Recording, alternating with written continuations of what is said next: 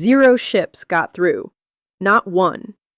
In 72 hours of full enforcement, the United States Navy turned back 14 vessels attempting to reach Iranian ports, and not a single captain tested what happens next. Iran's maritime trade, the economic spine of a nation of 85 million people, stops cold. No oil moving out, no cargo moving in. The Persian Gulf, for the first time in modern history, is effectively an American lake. And while that was happening on the water, Lebanon went quiet.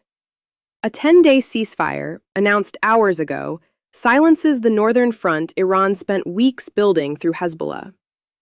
2 fronts, both closed, simultaneously. But here's the part that changes everything. The specific pressure point inside Iran that the blockade is creating that nobody in Washington is talking about publicly. It goes much deeper than oil revenues. Stay with us. Monday, April 13th, 10 a.m. Eastern Time. That is the exact moment the blockade stops being a threat and becomes a physical reality. U.S. guided missile destroyers take position across Iranian port approaches in the Persian Gulf and the Sea of Oman. More than 100 American aircraft, surveillance platforms, fighters, maritime patrol, begin continuous rotation above the waterway. Over 10,000 U.S. military personnel are now enforcing a perimeter that no commercial vessel crosses without authorization. This was not improvised overnight. Analysts familiar with CENTCOM planning confirm the blockade architecture was designed and wargamed months before it activated. The legal framework is precise, deliberately so. Target: vessels entering or departing Iranian ports specifically. Not all Hormuz traffic. Iranian ports. That precision keeps global shipping mostly functional while cutting Tehran's economic oxygen at the source. The results arrive within hours. Shipping through Hormuz drops 95% from pre-war levels. 14 vessels attempt compliance routes and reverse course when challenged. Not one forces a boarding. The U.S. Navy achieves its objective without firing a single shot. CENTCOM Admiral Brad Cooper describes his forces as focused, vigilant, and highly motivated. Defense Secretary Hegseth goes further.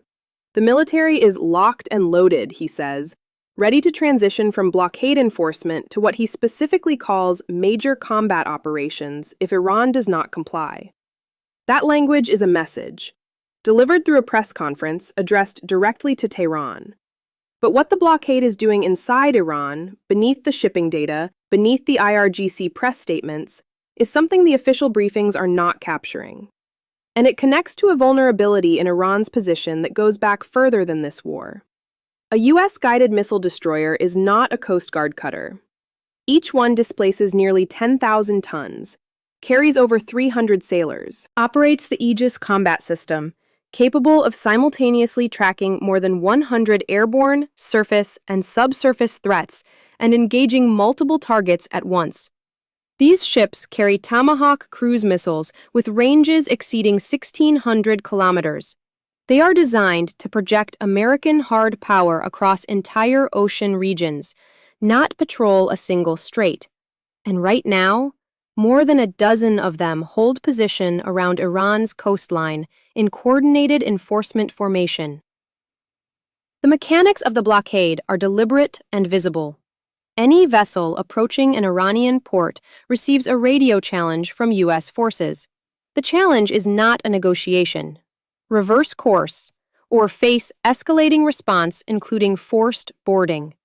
14 captains hear that challenge. All 14 reverse. 0 test the second option. Over 100 aircraft provide the surveillance architecture above them. Every vessel in the Persian Gulf and Sea of Oman is tracked continuously. Nothing moves without U.S. awareness. The system is designed to be seen, because visibility is itself the deterrent. The economic pressure transmits immediately. Iran's hydrocarbon exports, oil, gas, petrochemical products, move by sea. When the sea closes, the revenue stops. Not slows, stops. The $270 billion damage estimate Iranian officials released earlier this week covers weeks of infrastructure strikes. But the blockade threatens something different and more sustained. The ongoing income stream that funds military salaries, subsidy programs, the social contracts that keep Iranian cities from fracturing under pressure. Bandar Abbas, Iran's most critical commercial gateway, sitting directly at Hormuz's mouth, processes roughly 85% of Iran's container imports under normal conditions. Within 48 hours of full blockade enforcement, cargo queues freeze. Ships sit anchored. The port doesn't explode, it suffocates. But the hidden mechanism, the thing that makes this blockade different from every sanctions regime Iran has survived before, is something the mainstream coverage keeps flattening. And it's the reason Tehran's response has been so carefully calibrated. Iran is not defenseless. Let's be completely direct about that. The IRGC Navy has operated in the Persian Gulf for 4 decades, longer than most of the sailors on U.S. destroyers have been alive. They know these waters with an intimacy no foreign fleet can match. Their Noor anti-ship missile carries a 165-kilogram warhead, flies at sea-skimming altitude to defeat radar detection, and reaches targets 170 kilometers away from mobile coastal platforms that are genuinely difficult to locate and destroy preemptively. Iran's asymmetric doctrine is specifically engineered to threaten the kind of surface fleet Washington is deploying. Fast attack boat swarms targeting larger vessels, shore-based anti-ship batteries that can relocate within hours, the constant mining threat that forces caution on every transit. The Strait of Hormuz itself remains Iran's most powerful geographic card, 33 kilometers at its narrowest. 20% of the world's oil and liquefied natural gas passes through it. Iran does not need to sink a destroyer to cause a global crisis.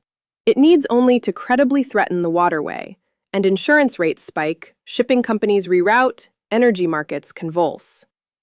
Major General Ali Abdullahi of the IRGC Khatam al-Anbiya Central Headquarters states publicly that continued U.S. blockade will constitute a prelude to a violation of the ceasefire. Iran warns it can halt all trade across the Gulf, the Red Sea, and the Sea of Oman simultaneously. That threat is geographically real, not empty rhetoric. But the U.S. prepared for exactly this.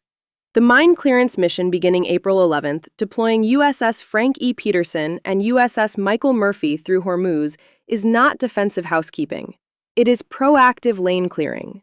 Washington anticipated Iranian mining and deployed the counter before the threat was formally made. Iran's deterrent exists. It is genuine, and so far, it has not stopped a single vessel from turning around. The moment the ceiling actually cracked, the moment Iran's strategic patience started showing its cost, came not on the water, but inside the diplomatic channel that just collapsed in Islamabad. Here is what completely halted actually means for 85 million people. Iran's economy runs on continuous maritime trade, not just oil exports, but industrial imports, agricultural inputs, pharmaceutical components, manufactured goods. When the blockade activates, the supply chain doesn't break all at once. It slows. Then it tightens. Then, within days, it stops at the ports. In the residential blocks surrounding Bandar Abbas port, the change is physical before it's economic. A dock worker named Hassan, his family has worked the port for 2 generations, describes to a regional correspondent what the second evening of the blockade feels like. The lights cut at 9 p.m. The generator in the building runs for 3 hours, then stops. In the morning, the corner market has raised prices on cooking oil again. He doesn't fully understand why. He only knows something has fundamentally shifted, and nobody official is explaining it clearly. That civilian pressure, replicated across dozens of Iranian cities, is precisely the mechanism the blockade is designed to generate. Not just economic pain at the macro level, political stress at the street level. The gap between what the IRGC tells its people, that Iran is winning, that the blockade will fail, that resistance is succeeding, and what Iranian families experience at home. That gap is where Washington is applying pressure, and it's working faster than Tehran expected. Because Iran's hardliners can absorb a missile strike on a refinery. They can frame it as aggression, as martyrdom, as proof of enemy cruelty. But they cannot easily explain to 85 million people why the economy is suffocating while the IRGC issues red-line statements that nobody crosses. The internal tension that creates, between commanders demanding defiance and pragmatists calculating what 6 more weeks of blockade actually costs, is exactly the pressure point the blockade was designed to reach.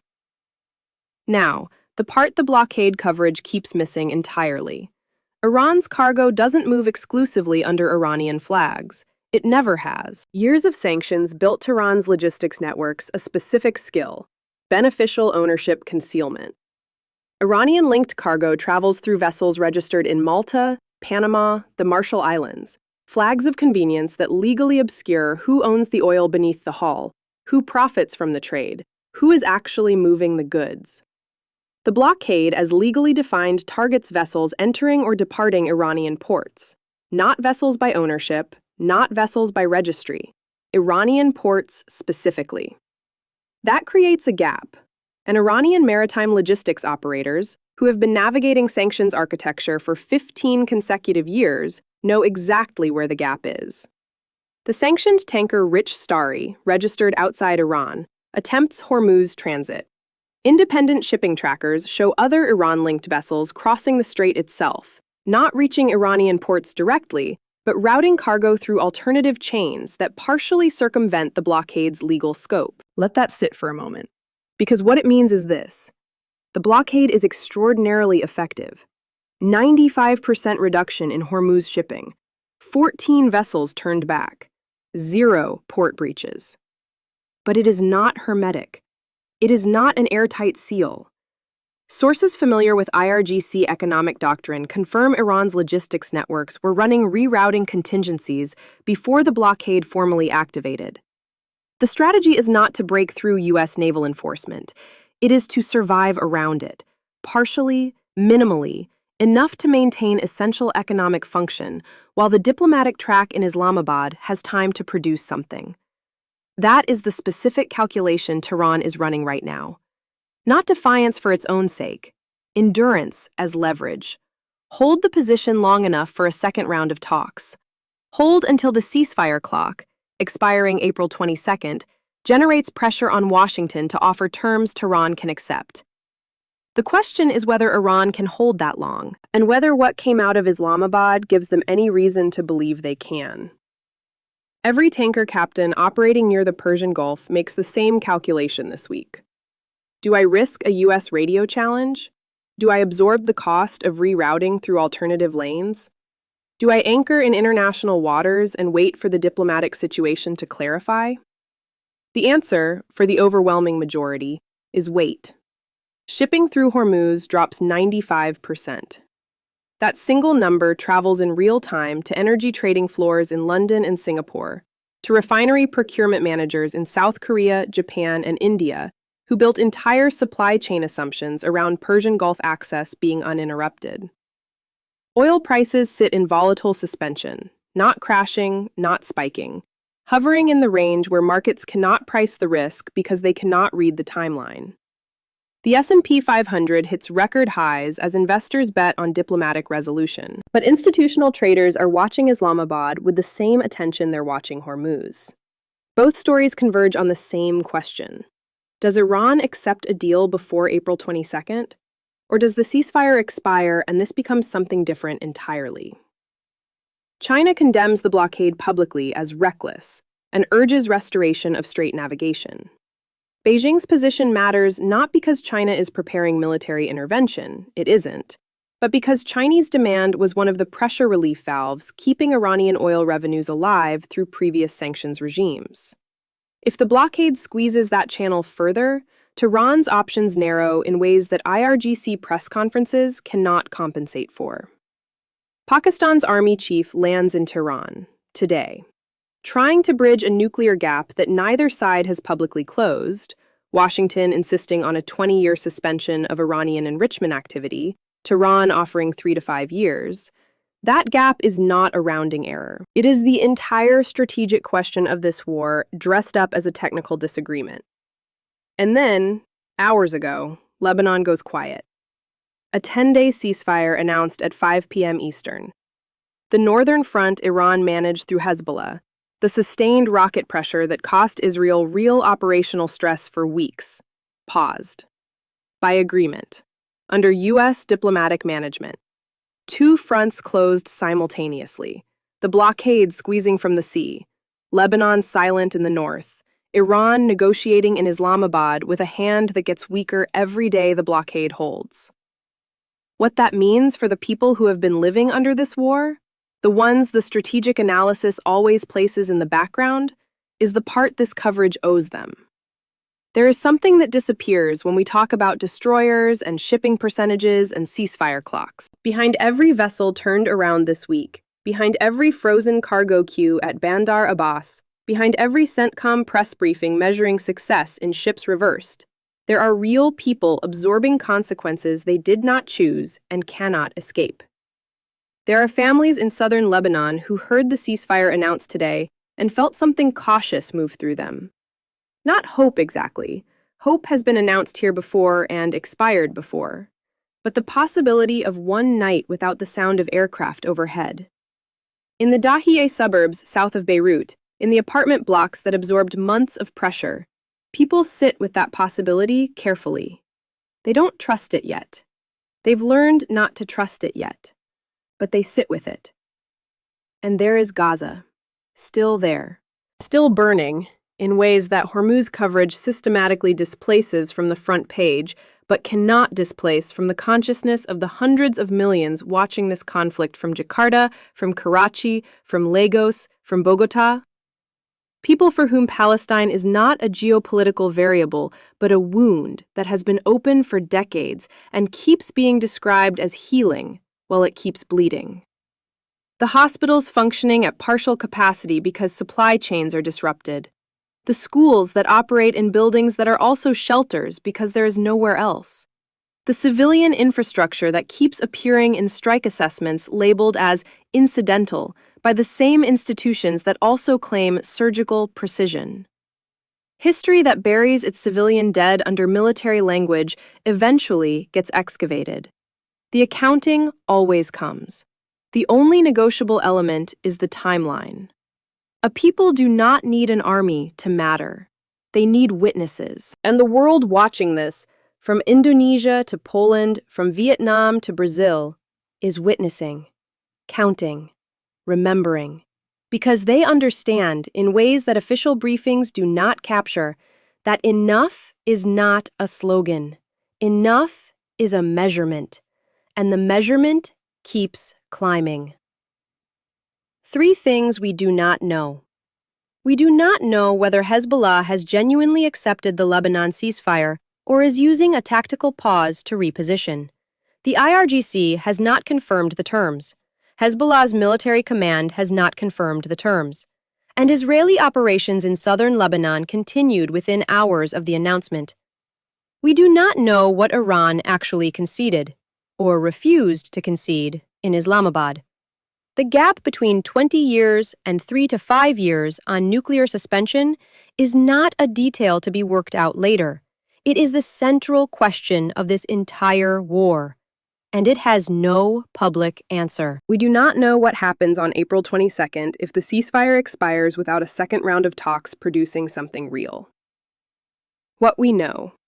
The blockade is working. 14 ships turned back, trade halted, economic pressure building inside Iran faster than Tehran expected. Lebanon is quiet tonight. Pakistan is still trying. What nobody knows is whether any of this holds 6 days from now. April 22nd is coming, and when it arrives, whatever breaks, breaks fast. We will be tracking every hour between now and then. If you want to know what happens when that clock expires, you know where to find us.